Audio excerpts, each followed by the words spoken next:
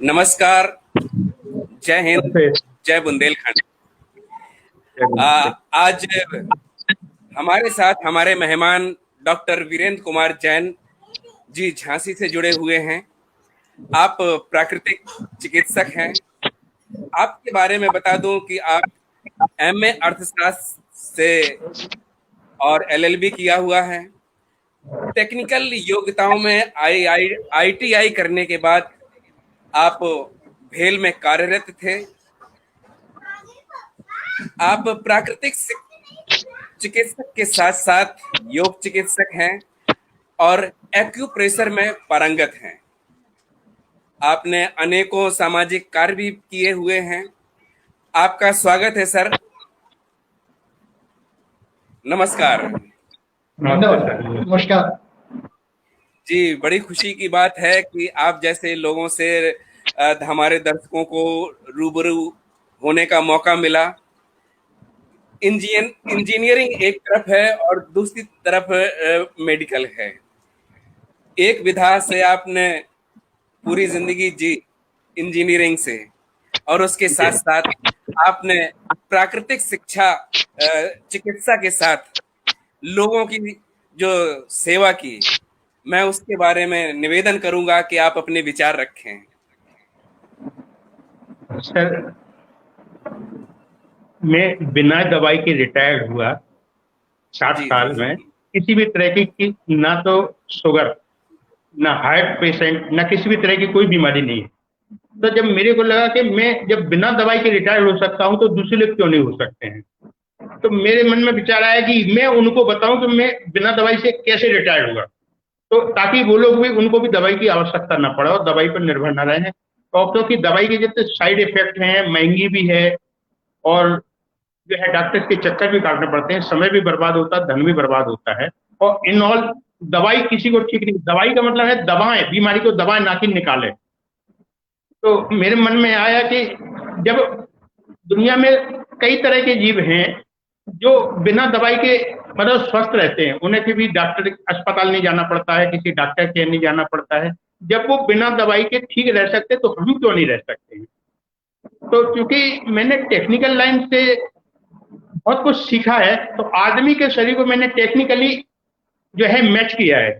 हमारे पास कोई आता है तो हम उससे कहते हैं कि जब आप बाजार में कोई चीज खरीदने जाते हैं तो सामने वाले से पूछते हैं कि साहब ये मिक्सी कैसे अच्छी चलेगी, खराब नहीं होगी। तो उस मैन्युफैक्चरर जब भी कोई चीज बनाता है तो उसके साथ में कुछ निर्देश देता है कि आप इसको ओवरलोड नहीं करना, सही मोबियार डालना, इसकी मरम्मत करते रहना, वोल्टेज सही हो तब चलाना, और ट्रिप हो जाए तो नीचे से इसको रीसेट कर देना। तो अगर दिशा निर्देश को आप नहीं मानेंगे तो आपकी चीज खराब हो जाती है। ऐसे जिस ऊपर वाले ने हमें दिशा निर्देश दिया है कि आप ये नहीं खाएंगे, ऐसा खाएंगे, क्योंकि हमारी प्रकृति मांसाहारी और शाकाहारी की अलग अलग है। अगर जो जीव हैं वो मांसाहारी हैं तो वो मांसाहारी हैं, सिर्फ शाकाहारी हैं तो शाकाहारी हैं, वो दूसरी चीज नहीं खाते हैं। लेकिन आदमी सब कुछ खा रहा है। तो आदमी मांसाहारी की आंतें जो है 6 फुट लंबी होती हैं और शाकाहारी की होती हैं 22 फुट लंबी। तो लंबी आंतों में जब मांस वगैरह जाता है तो वो सड़ता रहता है, और वो जो है उसमें जो है फंगस या दूसरी चीजें पैदा करता है, जिससे आदमी जो है ज्यादा बीमार होता है। तो उसमें ये कहा गया है कि जो आपकी प्रकृति है उसके अनुसार रहेंगे आप, तो आप कभी बीमार नहीं होंगे और आपको किसी डॉक्टर और किसी दवा की जरूरत नहीं पड़ेगी। यही मेरे विचार आए, तो मैंने रिटायरमेंट के बाद, हमसे वहां से पूछते थे, बोले बोले भाई आप रिटायरमेंट के बाद पढ़ने आए हो, हम 6 लोग रिटायरमेंट के बाद थे, तो बोले आप जो छोटे बच्चे हैं और इस उम्र में आप पढ़ने आए हो। तो मैंने कहा भाई मैं स्वस्थ रहूं और उसकी नई कला सीखूं कि और अच्छा कैसे रहा जा सकता है। तो इसी इच्छा से मैं सीखने आया हूँ और लोगों को फ्री ऑफ कॉस्ट, निःशुल्क सेवा करूंगा। और यही मैंने अपना धर्म बना लिया है, अपना कार्य क्षेत्र बनाया है। इसलिए मेरे को बड़ी खुशी है कि लोग बाग ठीक होते हैं और हंसता हुआ चेहरा बड़ा अच्छा लगता है। कोई रोता हुआ आता है, वो हंसता हुआ जाता है, तो मैं कहता हूँ यही आपकी हंसी ही मेरी फीस है। जी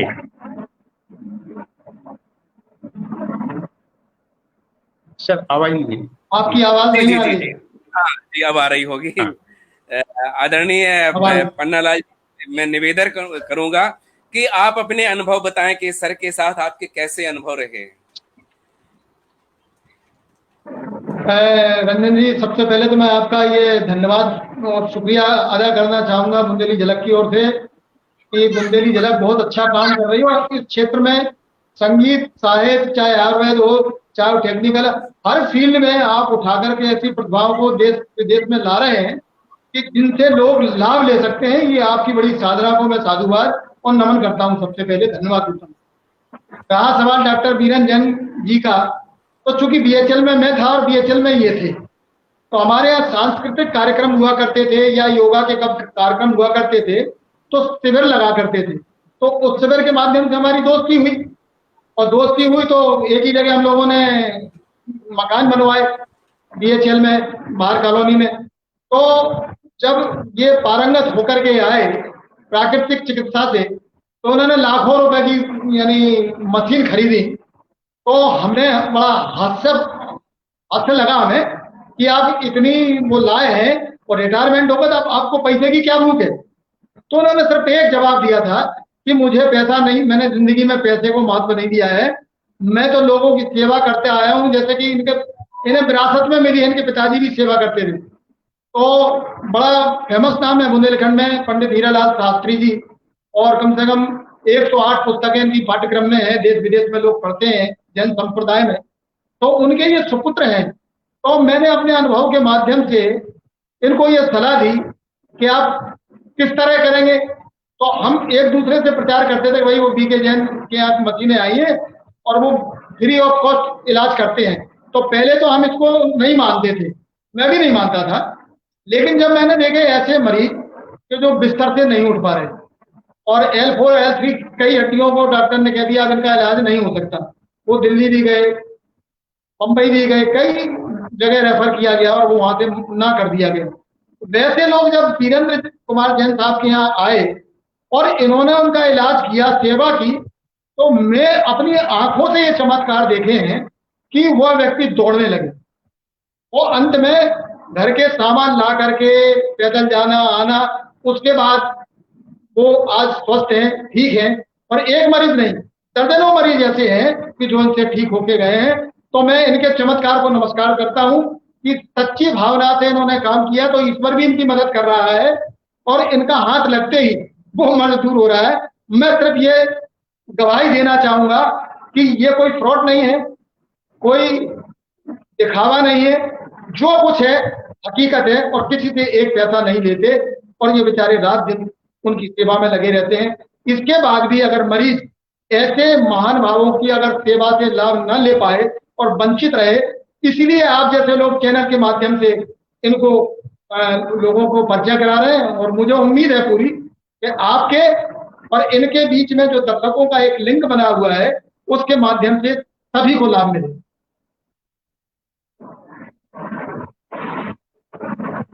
आपकी आवाज नहीं आ रही जी। मैं निवेदन करूंगा कि दर्शकों से भी कि अगर आपके पास कोई ऐसी बीमारी से कोई सवाल हो बीमारी के लिए तो आप कर सकते हैं और हम लाइव हमारे डॉक्टर साहब जवाब भी देंगे। सर, एक बहुत बड़ा प्रश्न कल भी आपसे चर्चा हुई थी और मैं चाहूंगा कि वो दर्शकों को भी पता चले कि दवा की उत्पत्ति कहाँ से हुई। जी ठीक है। दवा की उत्पत्ति रामायण में रावण के काल से उत्पन्न हुई है, क्योंकि रावण जो है व्यभिचारी था, सब कुछ खाता पीता था और बीमार होता था। तो लोग उनके जब दूसरे सलाहकार कहते थे आप ये नहीं खाएं तो आप स्वस्थ रहेंगे, बोले देखो हम खाना तो छोड़ेंगे नहीं और हम शराब भी पीते हैं वो भी नहीं छोड़ेंगे। तो बोले तुम तो ये बताओ कि हमें ये करने के बाद हम क्या चीज खाएं जिससे हम ठीक हो जाए। तो वहां उनके यहाँ जो सुशांत वैद्य थे, लक्ष्मण जी को जब शक्ति लगी थी तो दवाई जड़ी बूटियां श्रीलंका से आई थी, तो उनके काल से शुरू हुई है। क्योंकि जितने हमारे साधु सन्यासी हैं उनको जो संयमित रहते हैं उनको कभी दवा की जरूरत नहीं पड़ती है। कभी किसी ब्रह्मचारी या हमारे जो मुनि हैं, साधु लोग हैं, उनको इस चीज की कभी आवश्यकता नहीं पड़ती है, क्योंकि वो संयमित रहते हैं और टाइम टेबल उनका सही अच्छा है, आचरण चरण मतलब सब कुछ अच्छा है, व्यवहार भी अच्छा है, मतलब संयम नियम से चलते हैं तो वो स्वस्थ रहते हैं। और दवाई प्राकृतिक चिकित्सा में एक ही बात कहते हैं कि हर रोग ठीक हो सकता है, हर मर्ज ठीक हो सकता है, लेकिन हर मरीज नहीं। इसको जरा मैं दोहराना चाहूंगा। हर हर रोग, हर मर्ज ठीक हो सकता है, लेकिन हर मरीज ठीक नहीं हो सकता। अब हर मरीज क्यों नहीं ठीक हो सकता? आपने बोले कि साहब जब हर मर्ज ठीक हो सकता है, क्योंकि हर आदमी की आदतें, स्वभाव, कोई नशा करता है, कोई जो है चाय पीता है, कोई सिगरेट पीता है, कोई दारू पीता है, या कोई किसी का टाइम टेबल सही नहीं है, कोई खाने में संयम नहीं रखता है, कुछ भी जितना चाहे खा लेता है। तो क्या है, प्राकृतिक चिकित्सा में ये कहते हैं कि आप संयमित हो सबसे पहले तो, और जो आपको कंट्रोल करना है अपनी जीभ को, क्योंकि बीमारी कहाँ से जाती है? मुंह से, नाक से और सांस के द्वारा। तो गंदगी जाने के दो ही रास्ते हैं। तो गंदगी जब जाती है, तो जब आंधी आती है तो अपन दरवाजा, खिड़कियां, रोशनदान बंद कर देते हैं कि भैया धूल आ रही है। पहले धूल अंदर नहीं जाएगी तो फिर हम झाड़ू लगाएंगे तो जल्दी साफ हो जाएगी।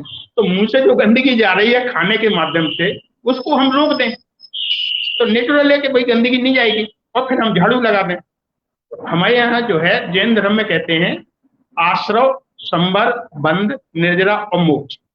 आश्रव मतलब जो है बीमारी का आना, संवर मतलब जो है उसको रोक देना, और निर्जर बंद मतलब को बीमारी वहां रोक के रह गई, और निर्जरा मतलब उस चीज को बाहर निकाल देना। जैसे नाव में पानी आता है, हम उस छेद को बंद करना ताकि दूसरा पानी अंदर नहीं आए।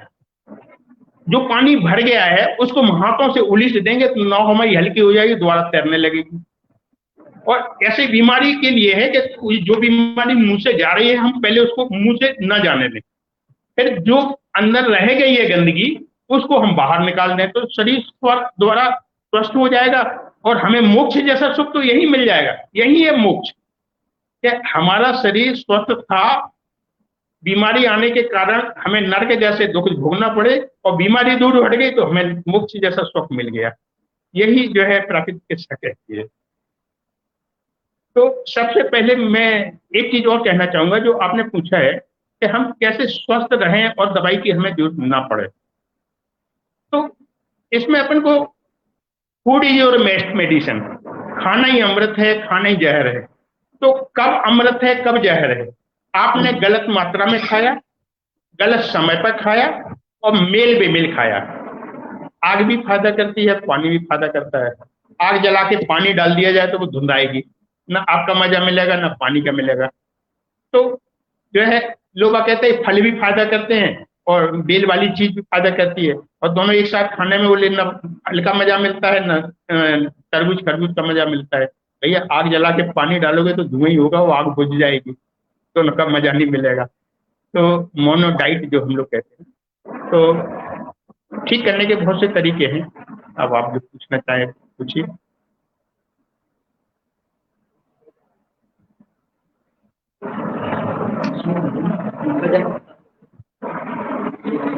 आवाज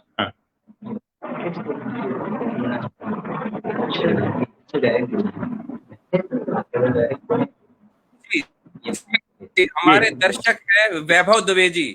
वैभव द्विवेदी हाँ। पूछ रहे हैं कि आज की युवा पीढ़ी को नशे की लत लगती जा रही है, तो क्या प्राकृतिक चिकित्सा से इन समस्याओं का कोई हल है? जी जी, ये प्राकृतिक चिकित्सा में देखिए, नशा हर चीज का होता है। किसी को काम का नशा होता है, किसी को भूख का नशा होता है, किसी को कुछ पीने का नशा होता है, किसी को कुछ सूंघने का नशा होता है ना। तो नशा मतलब ये होता है कि जैसे हमें थकावट ज्यादा है तो बोले साहब लोग क्यों पीते हैं, बोले साहब उससे हम अपना दर्द भूल जाते हैं। लेकिन दर्द को हम लोग जो है कहते हैं हे दर्द तेरा धन्यवाद। दर्द मतलब ये है कि शरीर में वो ये अनुभव कराता है कि इस संस्थान में कुछ गड़बड़ी है। तो ये जैसे अपना टेलीग्राम आता है ना, तो टेलीग्राम अच्छा हो या बुरा, अगर हम टेलीफोन वाले को हम गाली देने लगे जो हमारा टेलीग्राम लेके आया है, तो बोले तुम खराब मैसेज क्यों लेके आया, तो भैया उसकी गलती नहीं है टेलीग्राम वाले की, है ना। जैसा मैसेज आया उसने आपके पास भेज दिया, तो आपके जैसे कहीं पर दर्द है और वो अगर आपको महसूस करा रहा है कि इस संस्थान में कहीं गड़बड़ी है, आप इसको दूर करिए। हाँ, तो नशे से मुक्ति के लिए ये है कि आप उसको आदत ना बनाएं।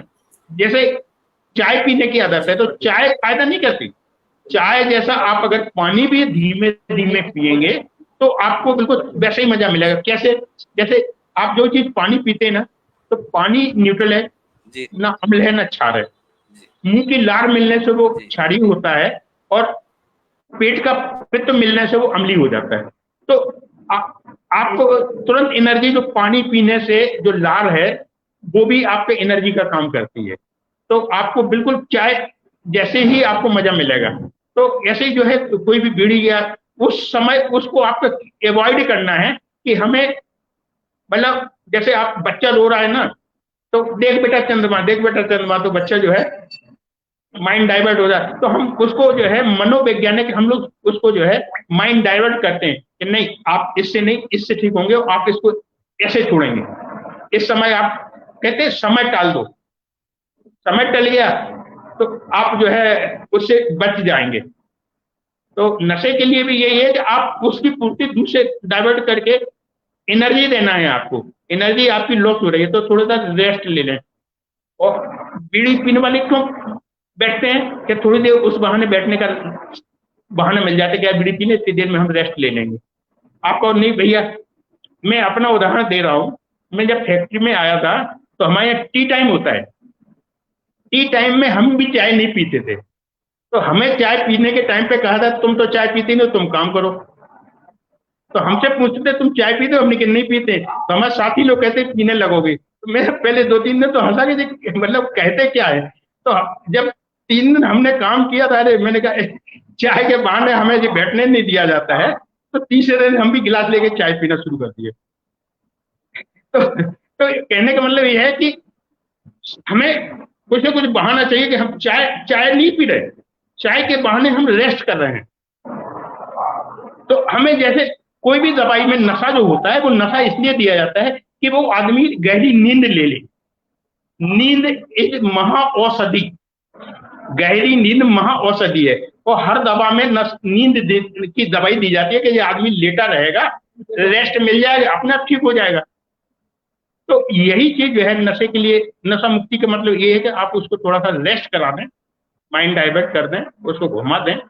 तो नशा मुक्ति से आराम से छुट्टी मिल सकती है। हमारे पास बहुत से लोग आते हैं तो बोले यार भाई साहब आपने भाई चाय भी छुड़ा दी, ये भी छुड़ा दिया, और बोले आप कुछ भी नहीं लेते हैं, बोले तम्बाकू नहीं लेते हैं, कोई भी चीज नहीं लेते हैं, फिर भी आपकी एनर्जी जो के तो है। तो अपने माइंड को डाइवर्ट करने के लिए थोड़ा सा, जैसे हर टीवी में आप 5 मिनट के बाद एक कमर्शियल ब्रेक आता है, तो आप अपने शरीर को, जैसे अपन चलते चलते थक जाते हैं तो बैठ जाते हैं, काम करते करते थक जाते हैं, हाथों को रेस्ट दे देते हैं। हाथें भी तो 24 घंटे खाना पचाते पचाते थकती हैं, उनको भी तो रेस्ट चाहिए। फेफड़े भी जो है थकते हैं, उसको भी रेस्ट चाहिए। हार्ट भी थकता है, उसको भी रेस्ट चाहिए। किडनी भी थकती है, लीवर भी थकता है। तो वो अंग किस चीज से ओवरलोड हो रहा है, हम उसको रेस्ट कैसे दें। आप आदमी को स्ट्रेस देना तो आता है, रिलैक्स होना नहीं आता है।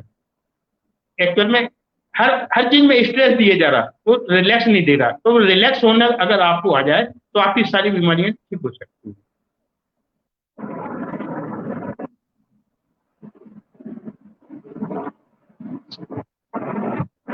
आवाज, एक सेकंड। हाँ आगे हाँ जी जी, सौरभ नायक जी पूछ रहे हैं जी। कि पेट की गंदगी को किस प्रकार से निकाला जाए। हाँ ठीक है सर, क्या है कि अब शरीर जो है ये कहता है, कोई भी चीज अपन खाते हैं ना तो बोले या तो हमें मिल जाओ या बाहर हो जाओ। अगर अपने शरीर के माफिक नहीं है तो शरीर तुरंत उसको उल्टी कर देता है, ठीक है ना। अब हम डॉक्टर के पास पहुंचे कि डॉक्टर साहब उल्टी हो रही। डॉक्टर बोले अरे एक दवाई, एक गोली में बंद कर देता हूं। तो उसने उल्टी बंद करने की दवाई दे दी। शरीर कहता है ये हमारे लिए विस्फोटक है, इसलिए हमें इसको बाहर निकालना है। अब आपने ऊपर से बंद निकलने नहीं दी, तो शरीर कहता है तुम ऊपर से नहीं निकल लेते, हम नीचे से निकाल लेते हो। तो उसने लूज मोशन कर दिए। अब आप फिर डॉक्टर साहब के पहुंच गए, बोले डॉक्टर साहब लूज मोशन हो रहा है। अरे बोले एक गोली में बंद कर देते हैं। तो शरीर कहता है अच्छा पागल आदमी है, ऊपर से भी नहीं निकलने दे रहा, नीचे से भी नहीं निकलने दे रहा, अब बोले मैं इसका करूं क्या? तो वो क्या है, फोड़ा फुंसी के रूप में निकालने लगता है। तो अब डॉक्टर फिर पहुंच जाता है आदमी डॉक्टर के पास, डॉक्टर साहब फोड़ा फुंसी हो रही, अरे बोले अभी सुखा देता हूँ। अब शरीर कहता है भाई ये आदमी न ऊपर से निकलने दे रहा, न नीचे से निकलने दे रहा, न फोड़ा फुंसी के रूप में निकलने दे रहा। तो वो चीज गठियावाद जो है ना, वो जोड़ों में इकट्ठी होती है, उससे गठिया होता है। तो जो आपको जो है उल्टी हुई थी, है ना, तो उसको अपन को सफाई कैसे करें, कि सफाई कैसे निकालें? जो आपने कंज्यूम होना था जो रस, वो तो आपने ले लिया, लेकिन छूछ है उसको निकालें कैसे? तो आपके जो है पेट में जो मल है, वो गंदगी जो है एक्चुअल में गर्मी से सूखती है, पानी की कमी की वजह से। इसलिए कहते हैं कि अगर आपका जो है पेशाब पीली आ रही हो, आपको घबराहट हो रही हो, आपको जो है हार्ट अटैक आया हो, ठीक है ना, तो और आपका पेट साफ नहीं हो रहा हो, तो आप 1 गिलास पानी की मात्रा बढ़ा दें। और थोड़ी सी आप एक्सरसाइज वगैरह करेंगे तो हिलेगा, पेट हिलेगा तो आंतों में पानी जाएगा, तो आंतें मल को छोड़ देती है। और उसके लिए पानी की मात्रा बढ़ाना जरूरी है, क्योंकि गर्मी जो पेट मल सूख रहा है वो नहीं सूखेगा और जो है मल साफ होगा। इसलिए इसमें कहावत है, जय बार खाना तय बार पाखाना। लो भाई बोले हम तो सवेरे के सवेरे जाते हैं, नहीं भैया, चक्की में जितनी बार गेहूं डालते उतने बार आटा निकलता है। आप डालो तो 2 बार 3 बार और निकालोगे 1 बार, तो क्या होगा उसका? तो इसलिए जो है पेट बराबर साफ होना चाहिए, मतलब उसी हिसाब से आपकी जब अच्छा पेट साफ होता है तो भूख भी अच्छी लगती है और खाना भी अच्छा पचता है और एनर्जी पूरी आपको मिलती है। जी सर, तो बिल्कुल हमें भी यही भ्रम था कि बहुत से लोग हैं कि पखाने के लिए दिन में 1 बार या 2 बार जाते हैं। अगर 3 बार 4 बार जाता है तो कोई परेशानी नहीं है ना उसमें? नहीं नहीं नहीं, बिल्कुल नहीं। ऐसे समझिए आप, जैसे आपके जी कमरे में सांप घुसा है, तो आप क्या करते हैं? कूद के बाहर, बोले या तो सांप रहेगा या मैं रहूंगा, ठीक है ना। तो अब मान लीजिए फिर आप क्या करते हैं कि बोले या तो पकड़ने वाला बुलाओ, और या फिर आप दरवाजे खोल दो, खिड़की खोल दो, रोशनदान खोल दो, नाली खोल दो, कि जहां से भी निकले वहां से निकल जाए। तो मल अंदर है, वो बाहर निकलने के लिए ही बना है। तो अगर नीचे से नहीं निकलेगा तो वो सड़ेगा, आपको जो है गैस बनाएगा, फिर वो आपके जो है जोड़ों में दर्द करेगा, और गैस बनाएगा तो आपके वो अनबैलेंस हो जाएगी आपकी जो है प्राणवायु। तो उससे क्या होगा, जहां पर गैस इकट्ठी हो जाएगी वहां से आपको बात की बीमारी हो जाएगी, बात की शिकायत हो जाएगी। इसलिए जो है मल को नहीं ना, आप ऐसे सोचिए कि नाली में अगर हम पानी ना निकलने दें तो आपका आंगन में और अंदर सब जगह भर जाएगा, बदबू आने लगेगी और उसकी नमी जो है आपकी दीवारों में बैठेगी। तो भैया जो ड्रेनेज तो सही होना ही चाहिए ना। छत पे अगर जितना पानी ज्यादा आ रहा हो और ड्रेनेज आपका छोटा हो तो फिर क्या होता है, छत पे पानी भर जाता है। छत पे पानी भरने से क्या होता है, दीवारों में सीलन आ जाती है। सीलन आने से क्या होता है, पपड़ी भी बन जाती है। तो वो दीवारों में नमी आई तो आपका पेंट वो सब चीज छोड़ देता है। तो ये चीज शरीर के साथ में समझिए कि मल जब नहीं निकल रहा है तो वो दूसरी जगह आपको दिक्कत दे रहा है। तो ये चर्म रोग वगैरह जो है ना, उसी की वजह से होते हैं। और जो मतलब है इसलिए आप कहते हैं माथ भारी, पेट भारी, आंत भारी तो माथ भारी, सर दर्द उसी की वजह से होता है। मतलब आपका पेट साफ नहीं हो रहा तो आपको सर दर्द, जो हमसे कोई कहता है बोले भैया सर दर्द, मैंने, इसलिए आप कभी देखिए, आप स्कूटर या कोई भी वाहन सुधरवाने जाते हैं ना, तो सबसे पहले वो क्या देखता है, साइलेंसर देखता है, धुआं कैसा दे रहा है। बोले धुआं सही दे रहा है, उसका मतलब एवरेज सही दे रहा है ना। तो इसलिए पेट में पूछता है, बोले पेट ठीक से साफ होता है? डॉक्टर सबसे पहले एक ही शब्द पूछता है, पेट साफ होता है? पेट पेट नरम, पैर गरम, सिर ठंडा। फिर अगर डॉक्टर आए तो मारो डंडा। Okay sir. जी सर, इसका मतलब सारी समस्या पेट से ही उत्पन्न हो रही है। यस सर, कब्ज जो है सारे बीमारियों की नानी है। जी, तो कब्ज के लिए सबसे आसान क्या है? ऐसा क्या क्या करें कि कब्ज हो ही ठीक है, नहीं? जी जी, देखिए सर, कब्ज के लिए हम बहुत से लोगों को आता है, क्या होता है कि हम लोग सुबह जो पानी पीते हैं ना, निन्ने पेट, वो पानी का प्रेशर बनता है। उसके बाद 4-5 एक्सरसाइज करते हैं ताकि पेट हिले। जैसे आप जॉगिंग कर लीजिए, पेट पेट हिलाइए, कमर घुमाइए, थोड़ा आगे पीछे झुकने वाली एक्सरसाइज करके, ताकि पानी का प्रेशर बने और वो आंतों में अंदर जाए, तो वो आपको तुरंत मल छोड़ देगा, और मल का प्रेशर बनेगा तो तुरंत आप जो है पेट साफ हो जाएगा। और दूसरा, या आप टब में बैठिए, तो टब में बैठने से क्या होता है, जैसे आप यहाँ पे हमने ठंडा पानी रखा, तो ठंडा पानी रखने से क्या होता है, आंतें सिकुड़ती हैं, तो आंतों में जो मल चिपका होता है वो छोड़ देता है मल।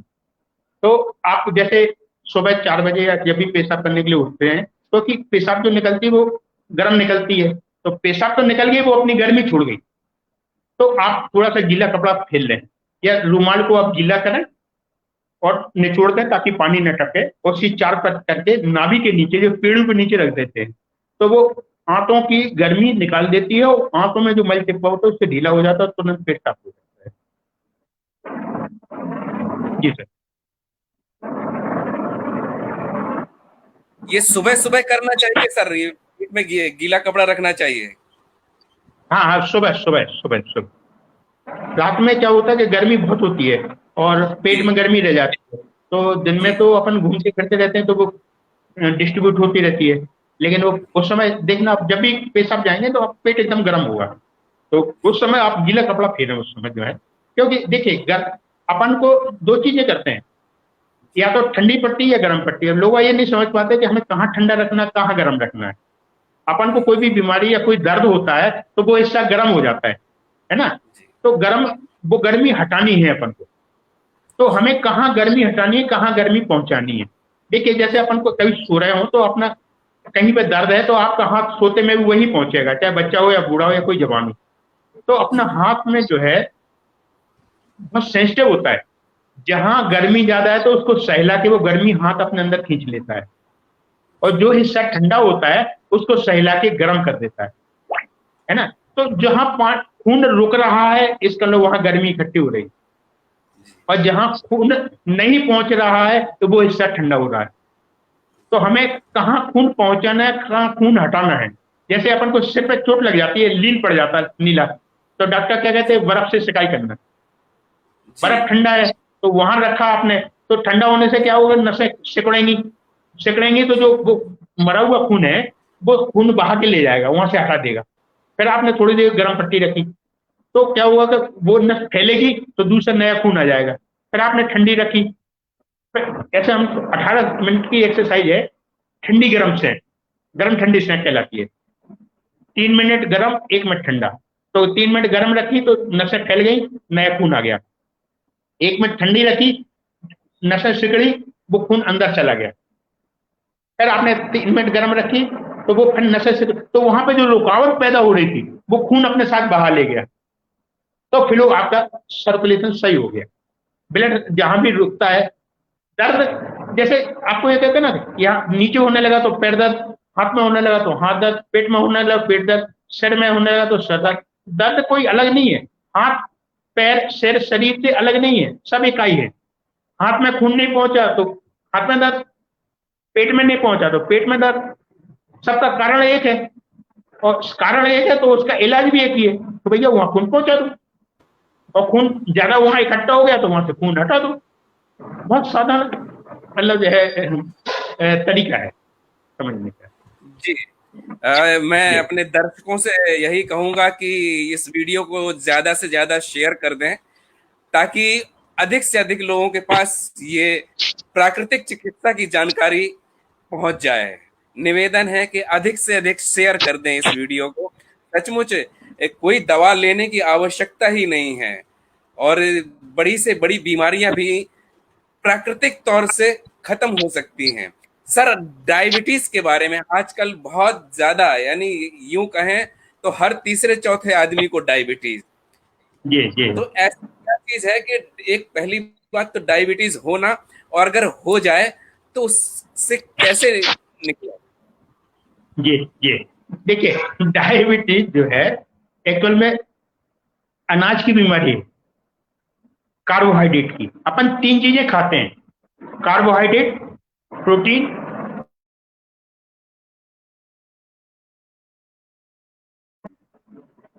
मुंह में पचता है, और प्रोटीन जो है आमाशय में पित्त से पचता है, और फैट जितनी चिकनाई है वो आपके जो है पेनिक्रियाज की रस से पचती है हाथों में, ठीक है ना।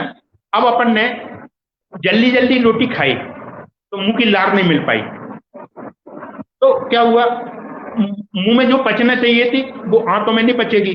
आंतें कहती हैं, आमाशय कहता है कि हम प्रोटीन पचाने के लिए बने हैं, कार्बोहाइड्रेट पचाने के लिए नहीं बने हैं, तो हम अपना काम करें या तुम्हारा काम करें, तो वो जो है बिना पचे निकल जाती। तो इसलिए लोग 5 रोटी खाते, 3 का मजा मिलता है। तो धीमे धीमे खाने से जानवर जो है जुगाली करता है, जल्दी जल्दी खा लिया, फिर वो जुगाली की मुंह में आया, मुंह की लार मिल गई, फिर दोबारा चला गया। तो हम लोग जुगाली तो करते नहीं है। तो मुंह की लार मिलाने के लिए, अगर मैं गारंटी से कहता हूं कि जो है आप एक बार धीमे धीमे खा के शुगर टेस्ट करिए, और जल्दी जल्दी खा के 29% शुगर वहीं कम हो जाएगी उसी दिन उसी समय, 29%। और दूसरा क्या होता है, ये कार्बोहाइड्रेट एक्चुअल में जो लोग टेबल पर करते हैं ना, शारीरिक मेहनत कम करते हैं, जो उनकी बीमारी है।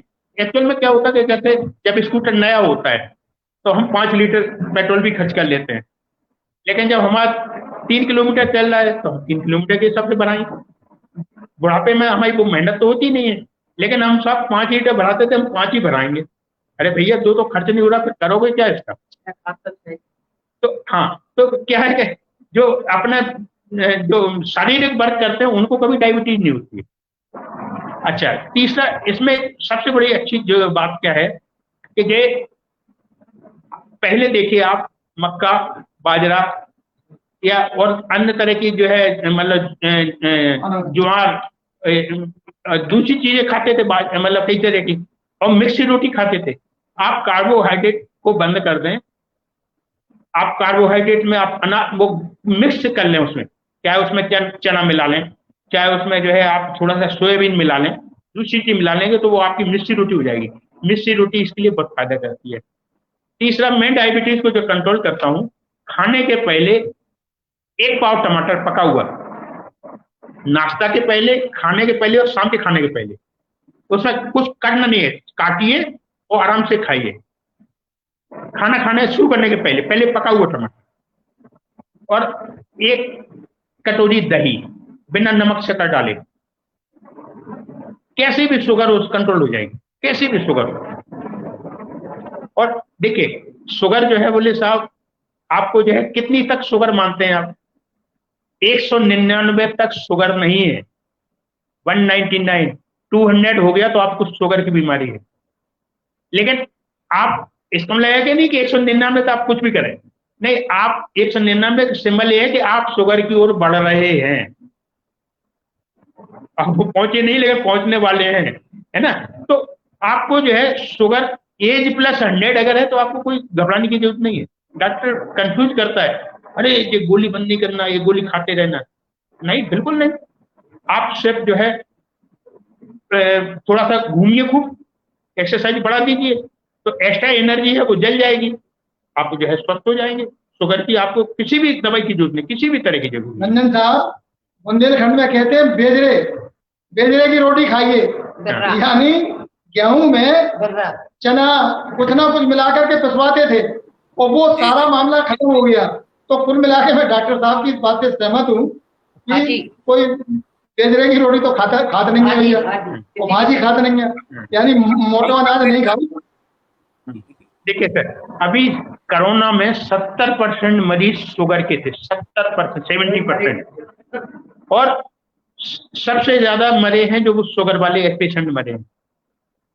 और शुगर माने शुगर देखिए आप, उसमें क्या होता है कि जो म्यूकस बनता है ना, म्यूकस माने चिकनाई, और चिकनाई बनने से क्या होता है कि आपकी जैसे हम 3 जने बैठे हैं, एक जना सूखा बैठा है, एक जना गीला बैठा है, और एक तेल लगा के बैठा है। धूल आएगी तो किस पे ज्यादा चिपकेगी, तेल वाले पे। धूल तो एक सी आ रही, सूखे वाले ने क्या किया, झाड़ा तो धूल झड़ गई, जो गीला बैठा उसने थोड़ा 1 लोटा पानी डाल लिया, ढल गई। लेकिन चिकने वाले को ज्यादा मेहनत करना पड़ेगी उस चिकनाई को छुटाने के लिए। तो यही चीज जो जर्म्स पकड़ते हैं ना गले में, वो जो आपका कफ जमता है, तो इसलिए गर्म पानी के पूरी आपके कोरोना काल में कहते हैं गर्म पानी पीते रहो, ताकि वो जो कफ ना जमे और आपको उसमें जीवाणु न चिपके, आपका गला साफ रहे। तो मेहनत उनको ज्यादा करना है जो चिकनाई ज्यादा खा रहे हैं, और चिकनाई ना खाएं तो आपका कपड़ा जब ज्यादा जितना मैला होता है ना, तो एक बार में साबुन में धुल जाता है, और ज्यादा मैला होता है तो क्या करते हैं, गर्म पानी में डालना पड़ता है। गर्म पानी से उसकी गंदगी छूटती है। तो वो चिकनाई छुटाने के लिए, जल छुटाने के लिए वो गर्म पानी का उपयोग करते हैं कि भैया गर्म पानी पीना, ताकि आपका गला साफ रहे, गले में कोई बीमारी। क्योंकि पूरा द्वार तो यही है, चाहे सांस जाए, चाहे ठोस जाए, चाहे लिक्विड जाए। अब गला ही आपका खराब है तो गंदगी तो वो अंदर जानी जानी है। तो इसलिए पहले बर्तन तो आपका साफ है, लेकिन जो जिससे आप भर रहे हैं उसके मुंह पे ही गंदगी लगी हुई है, तो पानी तो आप कितनी अच्छी चीज डालेंगे वो गंदा हो ही जाएगा। तो गंदगी साफ करने के लिए, शुगर के लिए मैं गारंटेड से कहता हूँ कि आप सिर्फ जो है उतना खाएं जितना आपका पचे, धीमे धीमे खाएं, आपको कम खाना पड़ेगा। देखिए मैं एक उदाहरण देता हूँ। बोले स्वाद 2.5 इंच का, उतरा घाटी हुआ माटी, उतरा घाटी हुआ माटी, है ना। तो अगर आपको स्वाद लेना तो धीमे धीमे खाइए। एक पार्टी में हम लोग दोनों जने गए, इन्होंने 5 रसगुल्ले खाए 5 मिनट में, हमने 5 मिनट में 1 रसगुल्ला खाया। ये बताइए मजा किसको ज्यादा आया? हम काय के लिए खा रहे, स्वाद के लिए ना। इन्होंने 5 रसगुल्ले खाने में एनर्जी वेस्ट करी, 5 रसगुल्ले पचाने में मेहनत करी, और 5 रसगुल्ले निकालने में मेहनत करी। तो हमने, हमारी वो एनर्जी बच गई, तो एनर्जी और मजा हमें दोनों आएगा, इनको ज्यादा आया। Okay sir. बिल्कुल। अच्छा सर, ये जो सुबह सुबह गर्म पानी, जी बहुत से लोग बताते हैं कि सुबह सुबह गर्म पानी से क्या क्या फायदे ऐसे हैं? हाँ देखिए सर, गर्म पानी में क्या है, इसमें अपन नींबू डालते हैं। प्रकृति का नींबू और लहसुन प्रकृति का वरदान कहा है, और नींबू को शरीर का वाशरमैन कहा है, धोबी, शरीर का वाशरमैन कहा है विटामिन नींबू को। तो क्या होता है कि जैसे डिटर्जेंट जो है ना, मैल साफ करता है ना, विटामिन सी शरीर में रुकता नहीं कभी भी, जैसा उसके साथ बह के गंदगी के साथ, जैसे अपन कपड़ा कंगारते हैं ना, तो डिटर्जेंट भी बाहर हो जाता है मैल के साथ में। तो ऐसे ही जो है, जो नींबू है ना, तो आपके शरीर के अंदर जितनी टॉक्सिटी है, जो दवाइयां ज्यादा खाते हैं, वो पेशाब के रास्ते बाहर निकाल देता है, यूरिक एसिड।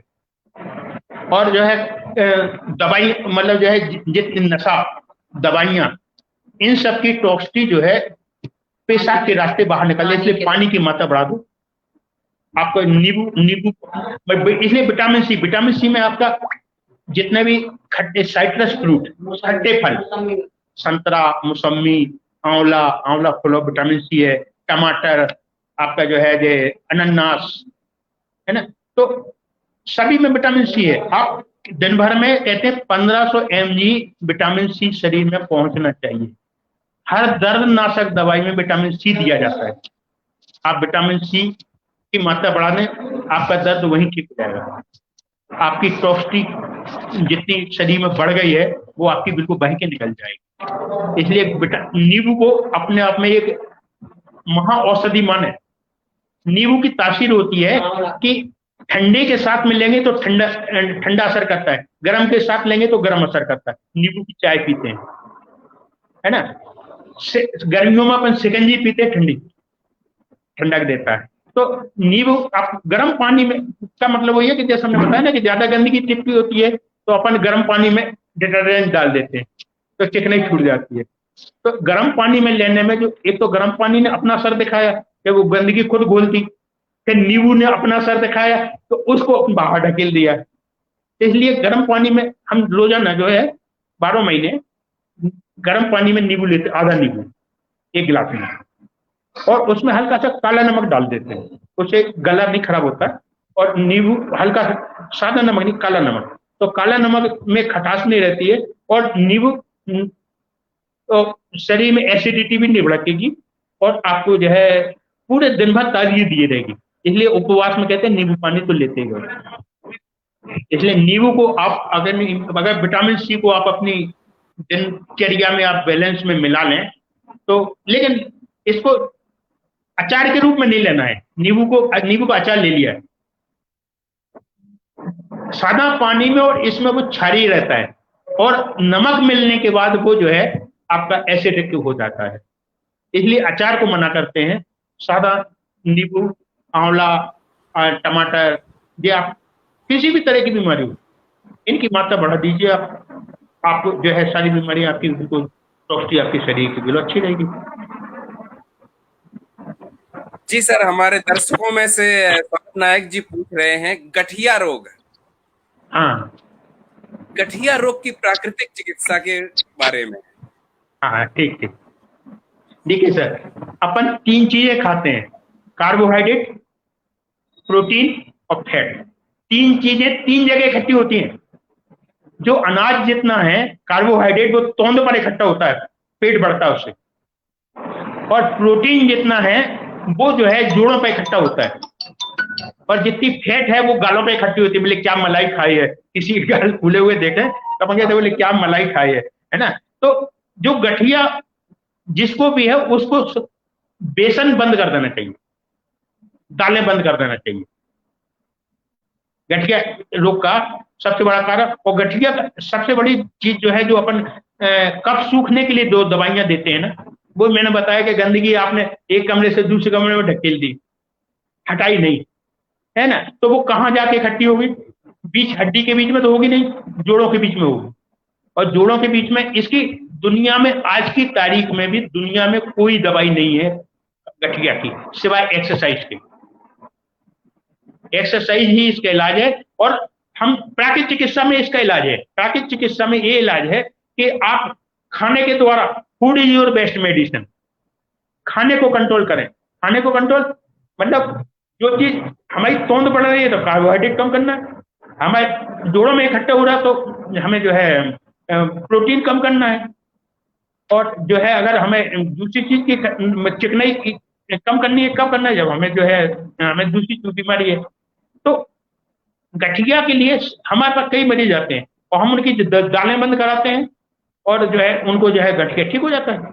और फिर हम उनको, दूसरा क्या होता है, जोड़ों में जो एक लिक्विड होता है ताकि वो जोड़ रगड़े नहीं, चिकनाई के लिए, वो गर्मी से सूखने लगता है, तो गर्मी नहीं पड़ने देना चाहिए। और दूसरा, अपन जब मूवमेंट नहीं करते हैं तो वो जोड़ जाम होने लगते हैं। बोले जंग लग जाएगी अगर जोड़ हिलाओगे नहीं, दरवाजा तो ज्यादा दिन नहीं खोलोगे तो जाम हो जाएगा, तो हिलाते रहो, है ना। बोले नींद में भी पैर हिलाते रहो, नहीं तो लोग मरा समझ के उठा ले जाएंगे। इसलिए जो है आपकी गठिया के लिए सबसे अच्छी एक्सरसाइज कि आपको जो है साइकिलिंग, आपको जो है दोनों पैरों के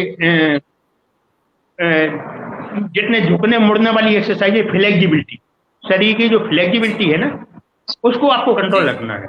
कोई चीज जोड़ जाम ना हो जाए, उसको आप रोज हिला के देख लीजिए। गाड़ी में बैठने के पहले अपन ब्रेक चेक करते हैं कि कोई जाम तो नहीं है। ऐसा तो नहीं कि हम बाद में ब्रेक लगाए और पता लगे ही नहीं रहा, तो गाड़ी बैठने पहले, स्टार्ट करने पहले अपन ब्रेक लगाते हैं कि हाँ ब्रेक हमारा ओके है, अब चलते हैं।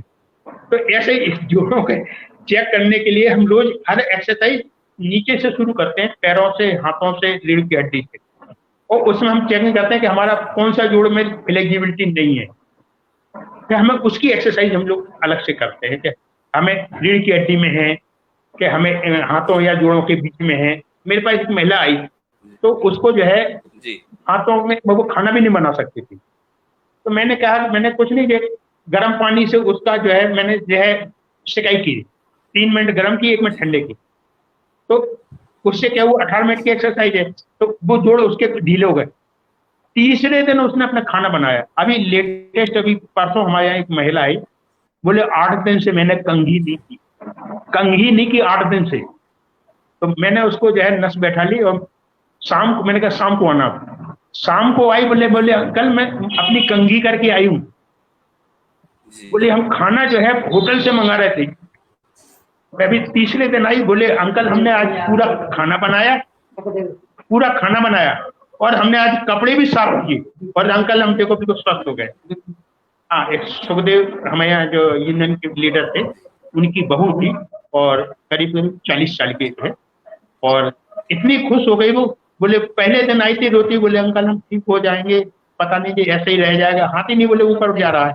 तो मैंने कहा नहीं कुछ नहीं है, जैसे कठपुतली होती है ना, उसकी जौन सी रस्सी खिंची होती है तो वो उस पोजीशन में रह जाती है। तो ये जोड़ जो है ना, ये आपकी नस कोई जाम हो गई, किसी जोड़ में दब गई और पल्ट मारने लगा, तो आपका जो है वहां से करंट लीक होने लगा। तो जो जो डोरी से वो जिस पोजीशन में टनी हुई है उस डोरी को आप ढीला कर दो, वो अपनी पोजीशन में वापस आ जाएगी। तो बहुत साधारण सा नियम है। तो गठिया ठीक हो सकता है और मैंने ठीक किए हैं 100%, 1% नहीं 100% ठीक हुए। और लोग ऑपरेशन कराने के जा रहे थे और बोले यार हम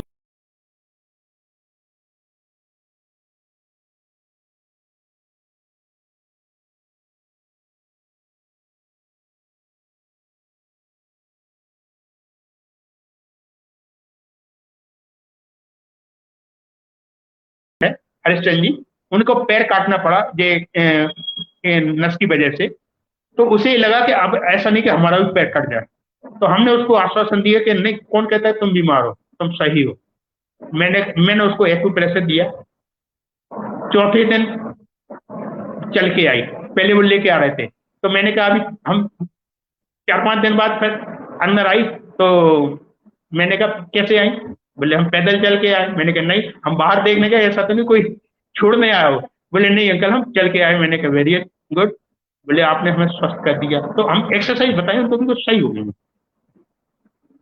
तो हर बीमारी ठीक हो सकती है। जी सर। जी सर, दर्शकों में से एक और सवाल है जी। टीबी रोग के बारे में। हाँ टीबी। जी टीबी के लिए प्राकृतिक चिकित्सा। जी जी जी। देखिए टीबी टीबी बीमारी क्या है। एक्चुअल में बीमारी 3 तरह की होती है। एक होता है तीव्र रोग, एक होता है जीर्ण रोग, एक है असाध्य रोग। ठीक है ना। तो तीव्र रोग का मतलब यह है कि जो तुरंत शरीर प्रतिक्रिया करता है ना। और जीर्ण रोग, जब तीव्र रोग बिगड़ जाता है तो वो जीर्ण रोग बन जाता है। और जब जीर्ण रोग बहुत दिन ठीक नहीं होता तो वो असाध्य रोग हो जाता है। असाध्य मतलब जो आसानी से जल्दी ठीक नहीं होता है ना। तो जैसे आपका जो है जीर्ण रोग का मतलब यह है कि जैसे आपको छींक आती है ना, खांसी आती है, सर्दी आती है, तो ये शरीर की तुरंत की प्रतिक्रिया है। ठीक। और जैसे हमने बताया ना कि आप झाड़ू लगा रहे घर में, तो झाड़ू लगाने में कुछ धूल दरवाजे से उड़ेगी, खिड़की से उड़ेगी, रोशनदान से उड़ेगी। तो आपके लिए तो वो सफाई है, पड़ोसी के लिए गंदगी है। वहां से धूल उड़ाई तो पड़ोसी कहता है अच्छा पड़ोसी है भैया, ये तो धूल उड़ाता है। तो आप कहते हैं भैया पड़ोसी को दिक्कत होती है, अब हम धूल नहीं उड़ाएंगे। तो आपने क्या किया, कचरे को गीला करके बहा दिया। तो जो गीला करके बहाया तो रोड गीला हो गया। तो पड़ोसी फिर चिल्लाने लगा, बोले यार या तो ये धूल उड़ाएगा या रोड गीला कर देता है। तो पड़ोसी के लिए तो वो गंदगी है। आपने जो नीचे से बहाई है वो जो है आपकी जो है लूज मोशन है। और जो आपने कहा भैया इसको ऊपर से भी बीमारी, मतलब धूल भी नहीं उड़ाने दे रहा, गीला भी नहीं करने दे रहा। आपने क्या किया, कचरे को इकट्ठे करके आग लगा दी, अब वो धुआं उठने लगा। तो वो कहता है यार जो अच्छा दुष्ट पड़ोसी है, बोले या तो धूल उड़ाएगा या रोड गीला करेगा या धुआं फैलाएगा। ये भी कैसे ठीक है? एक मिनट उसी पे आ गए। तो ये जो है, ये जो धूल उड़ रही थी वो है सर्दी खांसी। जो नीचे से बीमारी हुई है ना, सफाई कर रही थी, वो है आपका लूज मोशन। ठीक है ना। और जो धुआं उड़ाया वो है बुखार, है ना। तो ये शरीर ने तुरंत, अब यही कुछ समझिए, जब सर्दी खांसी बिगड़ती है तो वो निमोनिया बनता है, लूज मोशन बिगड़ता है तो वो आमाशय की बीमारियां बनती हैं, और जो बुखार बिगड़ता है वो टाइफाइड बनता है। ठीक है ना। अब ये रोग अगर ज्यादा दिन चल जाए तो वो चीज टीबी बन जाती है। जैसे कफ कफ इकट्ठा हो जाए, कफ इकट्ठा होगा कहाँ, फेफड़ों में, फेफड़ों की नली में, तो फेफड़ों का कैंसर हो गया। आपका जो है जिस हिस्से का खून सूख रहा है, खून नहीं सर्कुलेट हो रहा, तो वो आपकी जो है वहां पे हो गई। तो ये एक्चुअल में टीबी का मतलब होता है कि वहां पे कुछ डेड सेल इकट्ठे हो गए हैं जो वहां से हट नहीं रहे हैं। आपको गंदगी जो निकालना थी आपने एक कमरे में कर दी, अब वो घर में गंदगी आपने उस समय तो निकाली नहीं, तो वो गर्मी जो गंदगी इकट्ठी हुई है उसको ठीक करने में, आपको निकालने में पसीना आ रहा, जोर मेहनत लग रही है ना। तो टीबी के लिए ये कहते हैं एंजाइम्स, ये अंकुरित गेहूं, अंकुरित अनाज, अंकुरित गेहूं, जो जवारे जो होते हैं ना, जवारे का रस टीबी के लिए वरदान। ग्रीन ब्लड कहते हैं इसको, ग्रीन ब्लड। इसमें जो है टीबी बहुत जल्दी ठीक होती है। और मतलब अपन तो रेड ब्लड है जो दूसरे से लेते हैं, लेकिन गेहूं में ग्रीन ब्लड होता है, अंकुरित गेहूं में। तो टीबी की बीमारी ऐसा नहीं है कि लाइलाज नहीं है, लेकिन समय लगेगा। अब 10 साल की बीमारी को आप 10 दिन में या 10 घंटे में तो ठीक नहीं कर सकते। साल का एक एक दिन ले लो तो कितने दिन हुए। आदमी को उतना संतोष ही नहीं है, उसे तो आयोडेक्स मलिए, काम पे चलिए वाला हिसाब पैसा चाहिए। तो उसमें तो समय लगना है। संतोष, प्राकृतिक चिकित्सा उसी को काम करती है जो संतोषी जीव है। वो कहता नहीं, हमें साइड इफेक्ट नहीं हो रहा, ये भी एक बड़ा फायदा है। तो आप जो है धीमे धीमे प्रयास करिए, आप निश्चित मंजिल पे पहुंचेंगे। घोड़े को ज्यादा तेज दौड़ाएंगे तो 4 कदम के बाद थक जाएगा, फिर आप जितने भी मारेंगे तो वो उठेगा नहीं। आप धीरे धीरे जाएंगे तो आप दिन भर चलाते रहेंगे तो घोड़ा नहीं थकेगा। गर्म पानी का उसको, हाँ, तो इसमें गर्म पानी है, उस चीज का महत्व है उसको जो है। और ये इलाज कोई लाइलाज नहीं है, हाँ समय लग सकता है, इतना जरूर है। जी सर।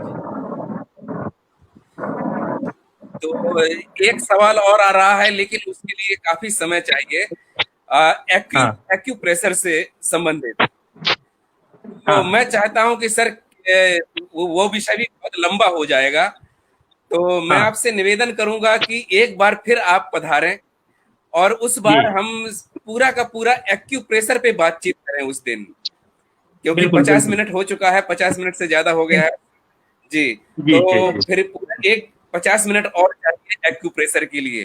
तो मैं विदा लेने से पहले विनती करता हूं कि 2-3 दिन के अंदर फिर से एक बार हम लोग मिलते हैं। और मैं पहले से सभी लोगों को फेसबुक के माध्यम से बता दूंगा कि 7 बजे किस दिन मिल रहे हैं, और उस दिन विषय होगा एक्यूप्रेशर का। तो एक्यूप्रेशर में जिसके जो हमारे दर्शकों के सवाल हों वो हम ऑनलाइन बताएंगे। और आप लोग जुड़े, समय दिया, आप सबका बहुत बहुत धन्यवाद। सर आपका बहुत बहुत धन्यवाद। असर जी आपका बहुत बहुत धन्यवाद कि दर्शकों को सचमुच इतना नुकसान हो रहा है दवाई खाने से, और एक हम है कि प्राकृतिक तरीके से हम सारी की सारी बीमारियां दूर कर सकते हैं। तो बहुत बहुत धन्यवाद। दर्शकों से भी हमारा बहुत बहुत आभार कि आप लोग जुड़े। हम बहुत जल्दी फेसबुक पर खबर करेंगे आपको कि अगली बार सेशन रखेंगे पूरा का पूरा 50 मिनट का हम एक्यूप्रेशर के ऊपर। बहुत बहुत धन्यवाद। Thank you. बहुत बहुत धन्यवाद, साधुवाद। Thank you. कितना बढ़िया हो गया मामला। अभी हुआ ना खत्म।